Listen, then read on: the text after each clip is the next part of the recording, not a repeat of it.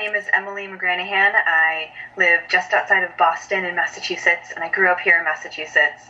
And my family is myself, and I was raised as an only child by lesbian moms. I had a bio mom who carried me, and then she had a partner, and they were together until I was 4, and then they separated, and later my mom met my other parent, Nancy. So I had two parents for a little while, and then I had a different configuration of parents, but Kathy and Nancy were my two main parents for most of my life, and Nancy's second parent adopted me when I was 11, so she is a legal parent as well. And when I turned 18, I was able to contact my donor, my sperm donor, and by contacting him, I was able to also then get in touch with other people who started contacting him around the same time. So between the ages of, I would say, 18 and about 21, I was able to find 3 additional families, 4 siblings. There's one set of twins, and so I have donor siblings and a donor and all of their families now who are also part of what I consider my bigger and now more expanded family.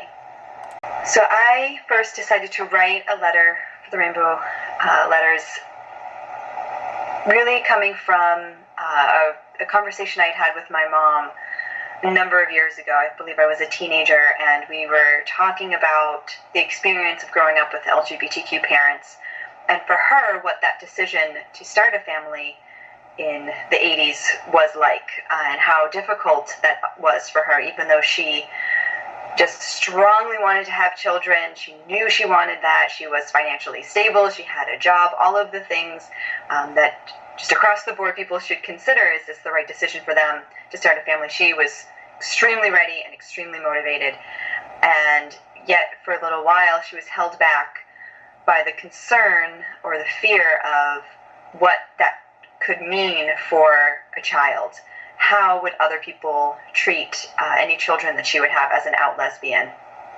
And it just broke my heart when she said that. And so my first inspiration for writing a letter was writing that letter to her, and especially if I could write something now as her child to her as she was making those decisions and having those fears. That was that first inspiration for me, and I felt it was so important because it is a conversation and a fear that I know people are still having. It is something that is expressed to me regularly when I do different events for prospective LGBTQ families.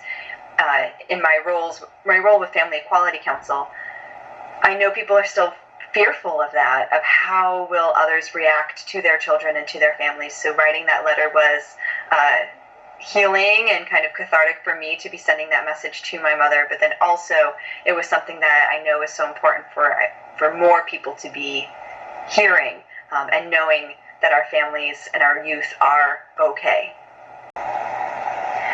For me, it is so important to have the voices of people who are growing up or have LGBTQ parents and caregivers to be heard and to be out there in the world, because that is such an important part of the LGBTQ movement and the social justice movement, and it's one that's not as often heard, and it's also one that really can connect with people on such an emotional and human level.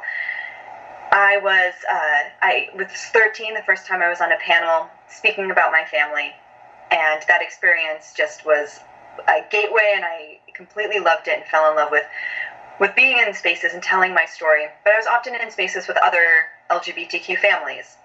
And when I was 16, I remember being in the car, and a radio station was talking about marriage equality in Massachusetts. At that time, it was up for debate in the legislature. And people were talking and calling in and giving perspectives, mostly against. And something that kept being talked about over and over was, oh my gosh, but think of these poor children. We can't let this happen. Think of the children. And it was so infuriating because we are here. We were already existing. Our families were already formed.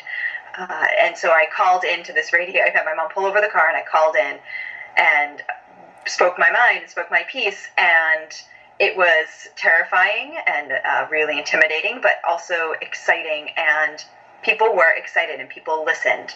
And that was a really big motivator for me to continue to do that, to speak out, and it certainly was eye-opening in the knowledge that there are generations of people with LGBTQ parents who have these experiences, who have stories, and that they can really touch people on different levels and humanize our families and our fight for equality and justice.